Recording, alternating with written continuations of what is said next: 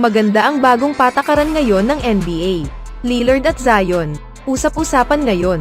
Iguodala nagdesisyon na, kinumpirma ni Lacob.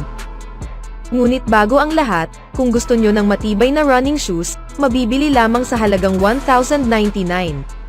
I-click lamang ang link sa comment section or bisitahin lamang ang tiffen.com for more high-quality shoes. Ang NBA ay ginawa ngayon ang isang patakaran para sa tumataas ngayong paggamit sa load management. Ayon kay Shams Charania ng The Athletic at Stadium, ang League's Board of Governors ay inaprobahan ang bagong policy, na kung saan ang teams ay hindi na ngayon pwedeng ipagpahinga ang dalawang star players sa isang koponan sa parehong laban. Ang star player na tinutukoy ay ang isang manlalarong inani ang All-Star or All-NBA selection nitong huling 3 seasons. Ang ESPN na si Adrian Wojnarowski, idinagdag na ang teams ay pagmumultahin ng $100,000 para sa unang paglabag sa bagong patakarang ito. $250,000 naman para sa pangalawang pagkakataon at $1 milyon sa bawat karagdagang paglabag. Ang pagpapatupad sa bagong patakaran ay sinang-ayunan noong Miyerkules, bilang isang patuloy na effort ng liga, para mabawasan ang load management. Nitong kasalukuyang taon, ang mga koponan ay paulit-ulit na lamang pinili na ipahinga ang mga star players sa halos buong taon sa season, in order para makapaglarong presko sa playoff. Ang trend na ito ay nakaapekto sa nationally televised games at nakapagdala ng napakalaking impact sa interest ng mga fans. Dahil sa kakulangan sa reliability mula sa kanilang paboritong manlalaro na siyang magiging available ba sa kahit anumang laban. Sa panibagong collective bargaining agreement, ang mga players ay kakailanganing maglaro ng at least 65 games, in order na mag-qualify para sa mga individual awards, or All-NBA honors, kasama ang mga specific exceptions. Ang bagong policy na ito ay ang makakapagbigay sa bawat manlalaro ng higit pang incentives kung sila ay nakakapaglaro ng higit pa sa napagkasunduan.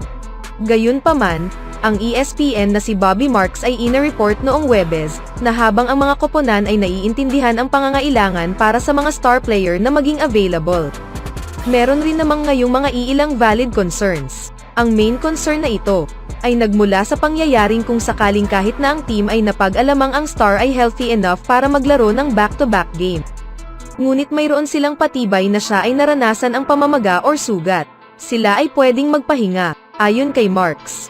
Dahil ang player participation policy ay hindi isang collective bargain rule, ang koponan, at hindi ang player, ang mapaparusahan kung sakaling lalabag sila sa rule na ito. Gayon na rin na ang policy na ito ay sumasalungat sa kagamitan ng sports science para ma-monitor nila ang workload sa kanilang manlalaro. Isa sa senaryo ay nag-represent na kung ang dalawang star ay naglaro sa loob ng 45 minutes sa overtime sa back-to-back, at sa ilalim ng bagong rules, ang mga players na ito ay kailangan pa ring maglaro sa susunod na laban. Sa nakikita, ang mga teams ngayon ay nag-a-adjust na sa bagong patakaran, dahil kung hindi, sila ay haharap sa kahihinatnan. Sa kabilang banda naman mga kaibigan, naaalala pa rin ng lahat ang trade request na ginawa ni Lillard mula sa Portland Trail Blazers noong July 1. Simula noon marami ang nagka-interes sa 7-time All-Star, ngunit napag-alaman ng lahat na ang kanyang preferred destination ay ang koponang Miami Heat lamang. Ito ay naging malinaw na naging mahirap sa lahat at dahil na rin na tinitiyak nitong ni Lillard ang kanyang hinaharap bilang ang koponang kanyang gustong patutunguhan.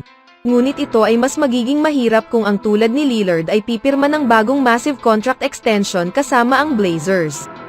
Isang sugal para sa team at sa iba na magbabayad ng $63 million sa edad na 36-year-old. Natural, ito ay isang dahilan kaya gusto na rin nilang gawin ang mga trade negotiations. At bagaman ang Heat lamang ang tanging paborito nitong ang kumuha sa kanya, ngunit hanggang ngayon, ay wala pa ring kasunduang nangyari.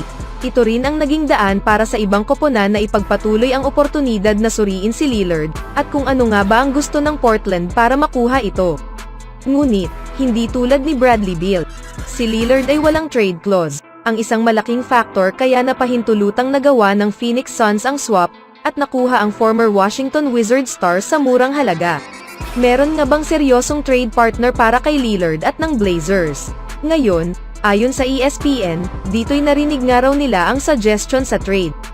Patungkol dito kay Lillard, isang proposed blockbuster trade deal sa paligid nitong ni Zion Williamson, na kung saan ang Pelicans ay makukuha si Damian Lillard at Yusuf Nurkic. Ito marahil ay mahirap makita kung paano nga ba magawa ang makabuluhang trade na ito para sa Pelicans. Oo, pag-aari nila ang malalim na team. Sila rin ay mayroong sapat na wings na kung saan ito ang pangarap noon ng Portland, isang pangarap na mapaligiran itong si Lillard, kasama sa mga manlalarong sina Brandon Ingram, Trey Murphy at Herb Jones at isang pagsasamang muli sa roster, bilang pananalamin na rin sa nakaraan kasama ang Rip City. Dahil si Lillard at CJ McCollum ay naging great backcourt, ang parehong dalawa ay umunlad bilang mga proven scorer tulad ni Ingram. Ngunit ang isa sa maapektuhan ay ang magiging manipis nilang depensa sa backcourt, tulad rin ito sa Blazers noon, sa panahong itong si Lillard at CJ McCollum ay naging teammates. Ngunit dahil na rin sa presensya sa versatile defensive players na sina Dyson Daniels, Larry Nance Jr., at Najee Marshall, matatakpan nila ang butas na ito. Ano sa palagay nyo mga kaibigan? Sa kabilang banda naman, kung sakaling si Andre Iguodala ay lalapit dito kay Steve Kerr, para itanong sa kanya ang ika-14th spot or ang huling final spot, ito ay hindi na isang sorpresang maririnig nitong ni Iguodala ang isang response na hallelujah. Dahil sa itong si Kerr, ay napanghawakan na ang 100 of players simula pa man noong dinala nito ang Golden State noong 2014, at napagmay-ari ang mataas na pagpapahalaga dito kay Iguodala. Ngunit ang isang tawag mula sa telepono ay isang sorpresa para kay Kerr, at halos sa karamihan sa loob ng Warriors organization. Dahil ang Warriors CEO na si Joe Lacob ay sinabing si Andre ay magre-retiro na.